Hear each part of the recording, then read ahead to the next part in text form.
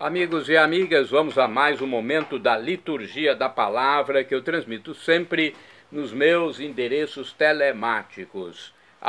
@Paulo Roberto Maciel 7919. Você vai ao YouTube, Instagram, Facebook, blog. Temos também @Paulo Roberto Maciel 6/. E ainda, Paulo Roberto Maciel. A liturgia eu transmito aqui de forma a ser um ajudador dos presidentes de celebrações da palavra, eucarísticas, grupos de oração e os próprios fiéis católicos em geral. A liturgia é uníssona, é uma só. Vamos à liturgia da Igreja Católica do dia 2 de agosto de 2025, sábado.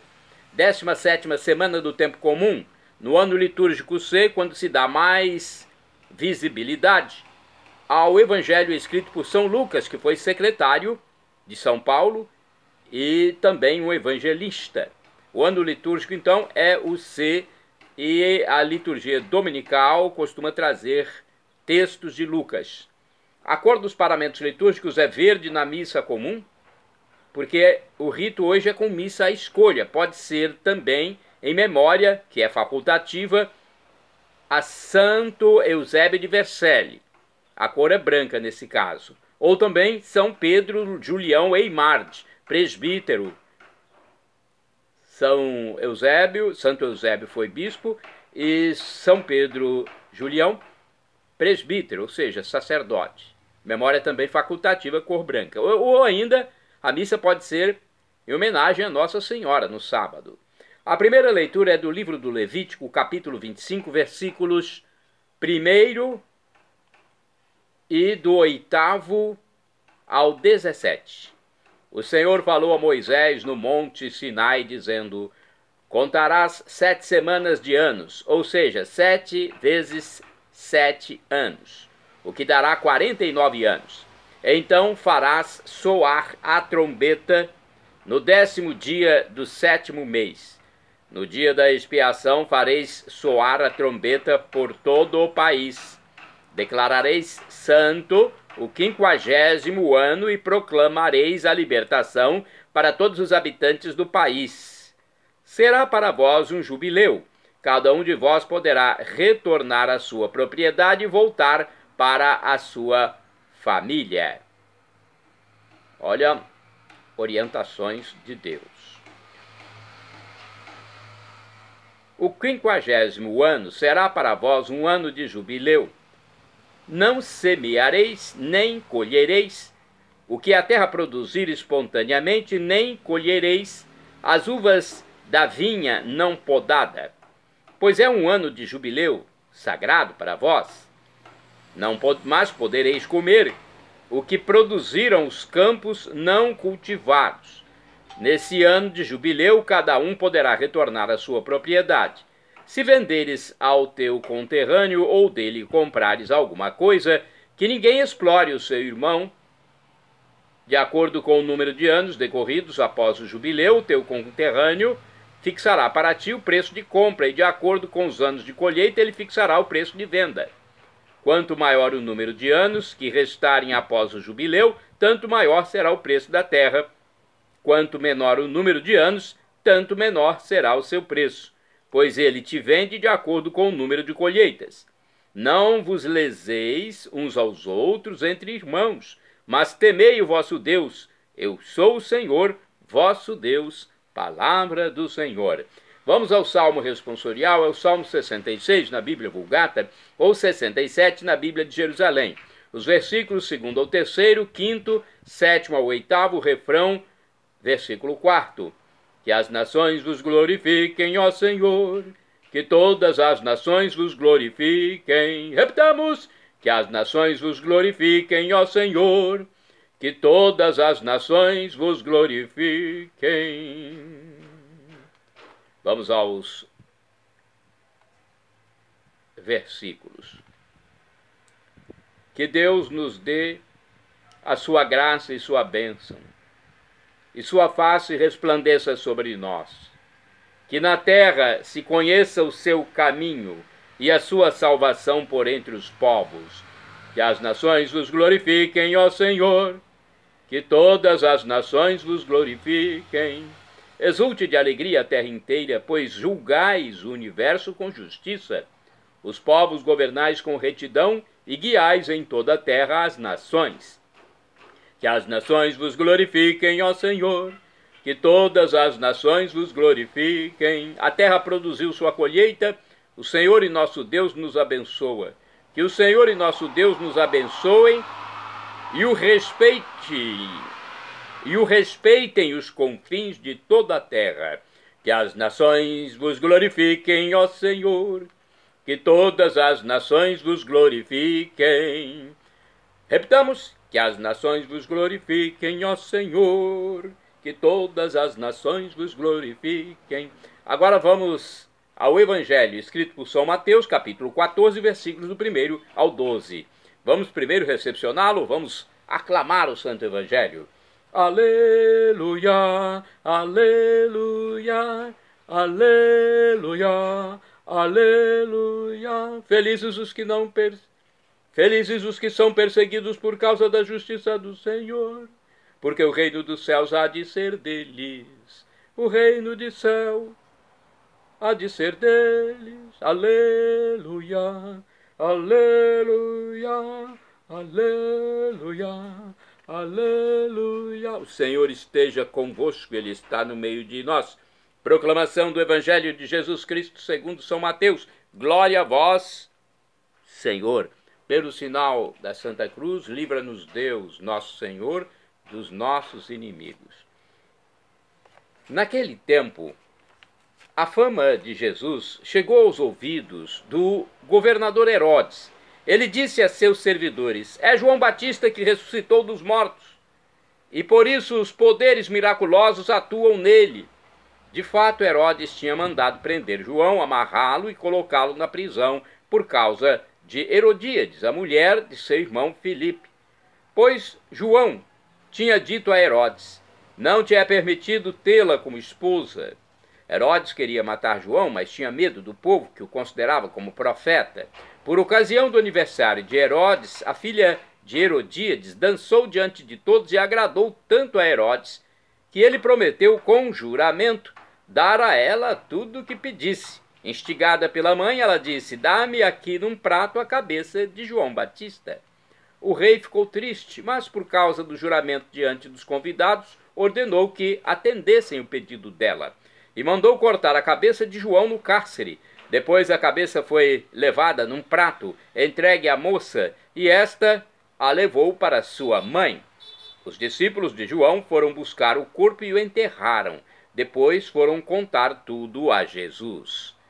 Palavra da salvação, glória a vós, Senhor.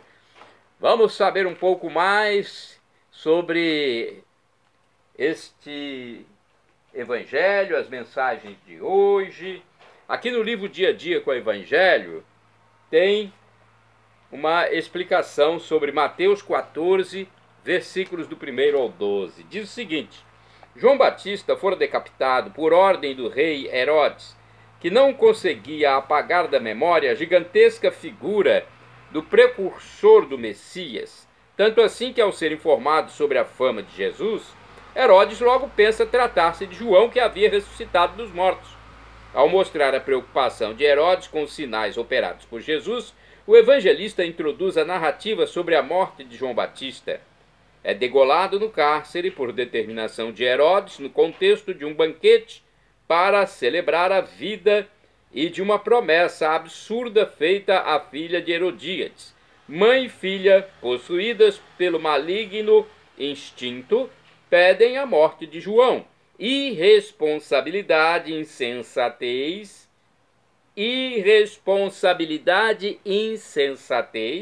crueldade de Herodes, tudo isso concorreu para fazer rolar a cabeça do profeta. Ao mártir de Cristo, a glória eterna. Vamos agora a mais uma reflexão do livro Palavra e Vida. É uma reflexão menor que diz o seguinte: Cortar a cabeça de João não foi um bom presente, diria qualquer mãe ao rei Herodes. Devia ter pensado um pouco melhor antes de entregar João Batista à morte. No fundo, Herodes devia ser um homem muito medroso, tinha medo de João, porque esse lhe dizia a verdade, tinha medo do povo e por isso não se atrevia a matar João. Também tinha medo das mulheres que o rodeavam e por isso mandou matá-lo. Vamos então observar que tudo era questão de medo. E assim aconteceu. Nem João Batista, nem Jesus tiveram medo de ninguém, nem de nada. Continuaram seu caminho, destemidos, foram livres. Mas Herodes tinha medo. Parece que tinha medo de tudo, né? Vamos aqui a uma reflexão do livro O Pão Nosso de Cada Dia. Vejamos se tem uma explicação interessante para passar para vocês. O destino do profeta em sua própria terra é o martírio. Seu fim, porém, não é o sepulcro, fim comum de todos os filhos de mulher, mas a ressurreição. Em Jesus, a ressurreição foi uma realidade. Em João, uma luz antecipada, conforme Mateus 14, versículo 2. 4 coisas estão relatadas aí. 4 simboliza a totalidade terrena. Jesus e João têm em comum a essência da mensagem, o anúncio do reino, o amor até o fim, os inimigos mortais e o destino final. A história da morte de João é colocada entre a rejeição de Jesus em Nazaré, Mateus capítulo 13, versículo 57, e a multiplicação dos pães, Mateus 14, versículos do 13 ao 21. Essa localização é um símbolo e seu significado é claro. Após o banquete da morte vem, como dom inesperado de Deus, o banquete da vida. Será assim e ainda maior o fim reservado a Jesus. Será rejeitado, morto, sepultado, mas seu corpo será semente que florescerá para todos. O primeiro banquete é dado dentro do palácio e é reservado aos poderosos. O outro é dado no deserto e é aberto aos pequenos. São 2 modos diferentes de vida. O primeiro corta a cabeça de quem testemunha a palavra. O outro, ouvindo a palavra, se deixa construir por ela e por ela vive. O primeiro festeja a morte com uma dança macabra. O segundo invade a noite com a suave fragrância do pão. Os pratos do banquete de Herodes são useiros e vezeiros, o adultério, a prepotência, a violência. A beleza, o sentido da honra e da fidelidade temperam os pratos. Sobremesa cruel encerra a festa. A cabeça de João Batista é servida em rica bandeja. Não é à toa que se diz que profeta é alguém que sofre de uma doença profissional, o corte da cabeça. A morte do profeta representa da parte dele o coroamento do bem, a fidelidade a toda prova. Da parte dos que o eliminam, o ápice do mal. Ao invés de escutarem o Senhor que fala por sua boca, profeta significa alguém que fala por, corta-se a garganta de quem diz a palavra. O grande mistério, o grande milagre é que a palavra de Deus não está amarrada, conforme São Paulo na segunda carta a Timóteo, capítulo 2, versículo 9. João Batista morto fala mais do que João Batista vivo. Fala com uma força que nenhuma violência poderá deter. Foi assim ontem, é assim hoje. A palavra fica. Este é o grande conforto daquele que prega. Apagar-se-á a minha voz, mas a minha palavra, que é Cristo, ficará. Herodes, que não ouviu a palavra dita pelo profeta em vida, a remói depois que calou o profeta. A palavra é para ele como um pesadelo do qual quer acordar, mas não consegue. Só acordará quando for capaz de encará-la pelo que ela é, um apelo. No caso, apelo de conversão. A conversão de Herodes é simples e difícil. Abandonar a mulher que não é sua e voltar ao primeiro amor. O que provocou toda essa confusão foi uma mulher que não é própria. Mateus 14, versículo 3. A mulher é símbolo da sabedoria, Sofia em grego, ou da loucura, Moria em grego. O homem foi feito para casar-se com Sofia, que serve o banquete da vida, e não com Moria, que serve o banquete da morte. Moria transforma qualquer palácio em túmulo, Sofia, o deserto em jardim. Herodes é um fantoche, que ouve João, sabedoria, e Herodíades, tolice, mas não é livre para escolher. Possuído por Moria, o poderoso, esse e outros é, na realidade, um impotente, escravo do seu poder. O seu banquete, por isso, é um fiasco nauseabundo diante daquele que Jesus vai servir no deserto: solidariedade, saciedade e alegria para todos.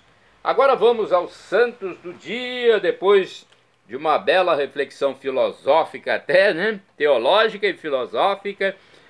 Vamos aos santos do dia. 2 de agosto é dia de Santo Eusébio de Vercelli. De acordo com o site rs21.com.br da rede de televisão século XXI, Eusébio nasceu na ilha de Sardenha, na Itália, no ano 283. Depois da morte de seu pai, em testemunho de fé por Cristo, durante a perseguição do imperador Diocleciano, sua mãe levou-o para completar os estudos em Roma. Estudos eclesiásticos, hein? Assim, muito jovem, entrou para o clero, sendo ordenado sacerdote. Aos poucos, Eusébio de Vercelli foi ganhando a admiração do povo cristão e também do Papa Júlio I, que o consagrou bispo da diocese de Vercelli em 345. Nessa condição, participou do Concílio de Milão em 355, no qual os bispos adeptos da doutrina ariana tentaram forçá-lo a votar pela condenação do bispo de Alexandria, Santo Atanásio. Eusébio, além de discordar do arianismo, considerou a votação uma covardia, pois Atanásio sempre foi um guardião da verdadeira doutrina católica e estava ausente, não podendo se defender. Como ficou contra a condenação, ele e outros bispos foram condenados ao exílio na Palestina. Porém, isso não o livrou da perseguição dos hereges arianos, que infestavam a cidade. Ao contrário, sofreu muito nas mãos deles. Como não mudava de posição e enfrentava os desafetos com resignação e humildade, acabou preso, tendo sido cortada qualquer forma de comunicação com os demais católicos. Na prisão sofreu vários castigos físicos. Passou também por um terrível suplício psicológico. Quando o povo cristão tomou conhecimento do fato, ergueu-se a seu favor. Foram tantos e tão veementes os protestos que os hereges permitiram sua libertação. Contudo, o exílio continuou e ele foi mandado para a Capadócia, na Turquia, e de lá para o deserto de Tebaida, no Egito, onde foi obrigado a permanecer até a morte do então imperador Constantino, a quem sucedeu Juliano, o apóstata, que deu a liberdade a todos os bispos presos e permitiu que retomassem as suas dioceses. Depois do exílio de 6 anos, Eusébio foi o primeiro a participar do Concílio de Alexandria, organizado pelo amigo Santo Atanásio. Só então passou a evangelizar, dirigindo-se primeiro a Antioquia e depois a Ilíria, onde os arianos, com a sua doutrina, continuavam confundindo o povo católico. Batalhou muito, combatendo todos eles. Mais tarde foi para a Itália, sendo recepcionado com verdadeira aclamação popular. Em seguida, na companhia de Santo Hilário, bispo de Poitiers, iniciou um exaustivo trabalho para a unificação da Igreja Católica na Gália, atual França. Somente quando os objetivos estavam em vias de serem alcançados é que ele voltou à sua diocese em Vercelli, onde faleceu no dia 1º de agosto de 371. temos mais informações. Com a reforma do calendário litúrgico de Roma, em 1969, sua festa foi marcada para o dia 2 de agosto. Santo do dia 2 de agosto, tem mais um santo, vamos lá. São Pedro Julião Eimarde é santo de 2 de agosto. De acordo com o site rs21.com.br, da TV Século XXI, Pedro Julião Eimarde nasceu na França em 4 de fevereiro de 1811, na pequena cidade de Le Murray-d'Isère, próxima a Grenoble. Era filho de Julião Eimarde e Maria Madalena Pelorce. Sua família era católica e devota do Santíssimo Sacramento. Na igreja paroquial havia o costume da bênção com o Santíssimo Sacramento depois da missa diária. Sua mãe não faltava e oferecia o filho a Jesus. Assim, a presença de Cristo no sacrário lhe foi familiar desde muito cedo. O jovem Pedro ajudava o pai em uma pequena indústria de azeite de nozes, fazendo a entrega do produto, mas sentia-se fortemente atraído por Jesus no tabernáculo. Ao passar pela igreja, entrava para fazer-lhe uma visita. Quando sua irmã voltava da Santa Missa, ele procurava ficar junto dela para sentir a presença eucarística em sua alma. Ao receber a primeira comunhão, aos 12 anos de idade, sentiu o chamado para o sacerdócio, mas seu pai não aprovou. Sua mãe simplesmente rezava. Pedro continuou a trabalhar com o pai na indústria caseira e pôs-se a estudar latim. Aos 16 anos, obteve licença do pai para prosseguir os estudos. Ao receber a notícia do falecimento da mãe, pôs-se aos pés de Nossa Senhora, rogando-lhe: por favor, a partir de agora, sede minha única mãe, mas antes de tudo peço-vos a graça de chegar um dia a ser sacerdote. Olha, que pedido, hein? Ser padre. Aos 18 anos, contando com a ajuda do padre José Guibert, jovem sacerdote dos missionários oblatos de Maria Imaculada e mais tarde cardeal e arcebispo de Paris, conseguiu convencer o pai de seu ingresso no noviciado da congregação em Marsella. Porém, uma grave enfermidade o obrigou a voltar para casa. Ao receber o viático, a unção dos enfermos, pediu a Jesus sacramentado a graça de recuperar a saúde para poder ser sacerdote e celebrar pelo menos uma missa. Curou-se e ingressou no Seminário Maior de Grenoble.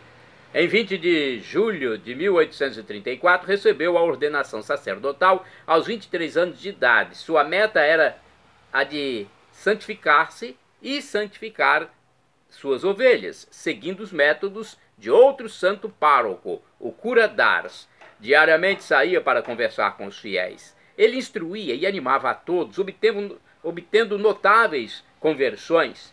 Duas grandes graças aconteceram.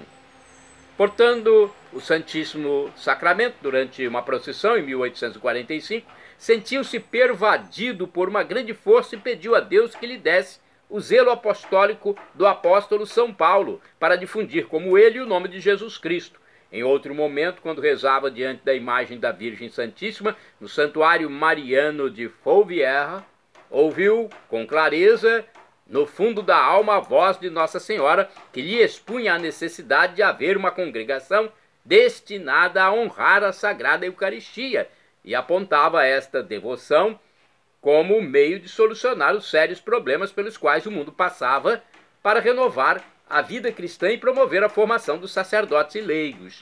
Em 13 de maio de 1856, fundou a Congregação do Santíssimo Sacramento. No primeiro encontro com o beato Papa Pio IX, a 20 de dezembro de 1858, ouviu dele: estou convencido de que sua obra vem de Deus e a igreja dela necessita.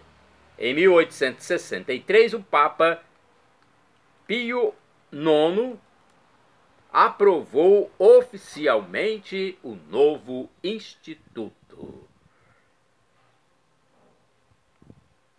Vamos ao outro santo? Santo do dia 2 de agosto, São Sereno, que foi bispo. São Sereno, então, é santo do dia 2 de agosto. Faleceu mais ou menos no ano 601. deu hospitalidade em sua diocese de Marselha, França, a Santo Agostinho de Cantuária e seus companheiros, enviados por São Gregório Magno para evangelizar a Inglaterra. Santo do dia 2 de agosto é Santo Estevão I, Papa, faleceu em 257, para afirmar com clareza que a união batismal com Cristo acontece uma só vez.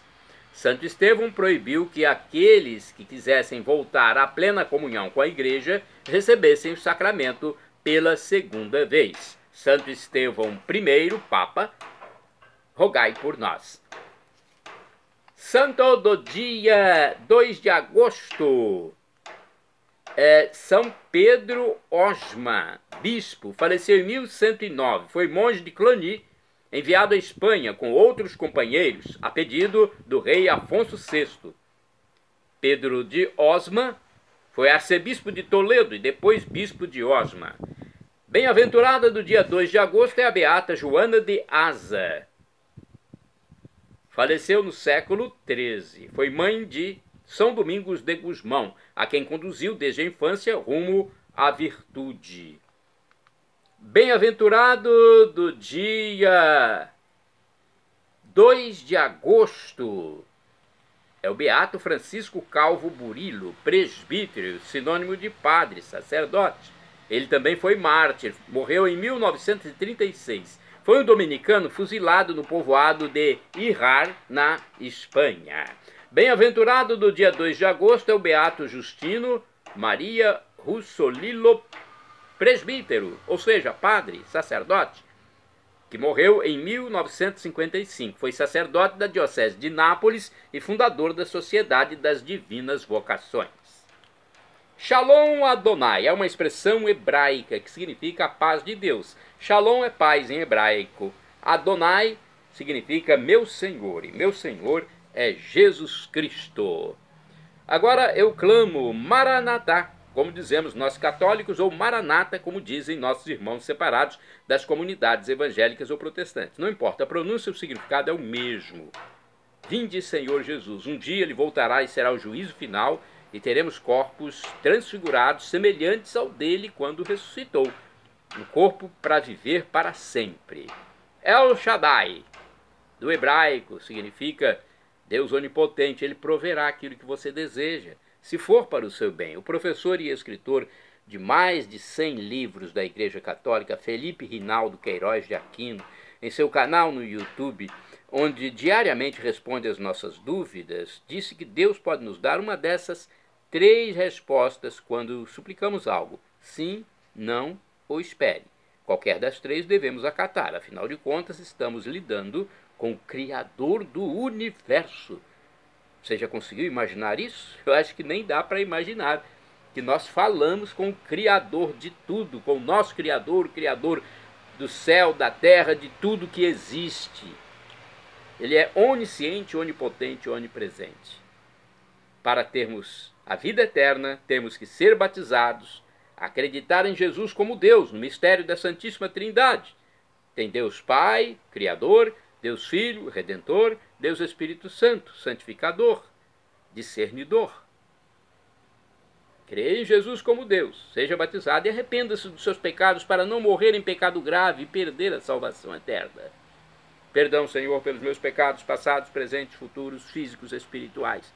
Pecados do pensamento, palavras, atos, omissões, e me dê a vida eterna. Meu Jesus, eu quero a vida eterna convosco. Acesse @Paulo Roberto Maciel 6 / @Paulo Roberto Maciel, Maciel 7919, repórterpaulomaciel.blogspot.com, ou então digite apenas Paulo Roberto Maciel, Maciel, e vá ao YouTube, Instagram, Facebook e blog.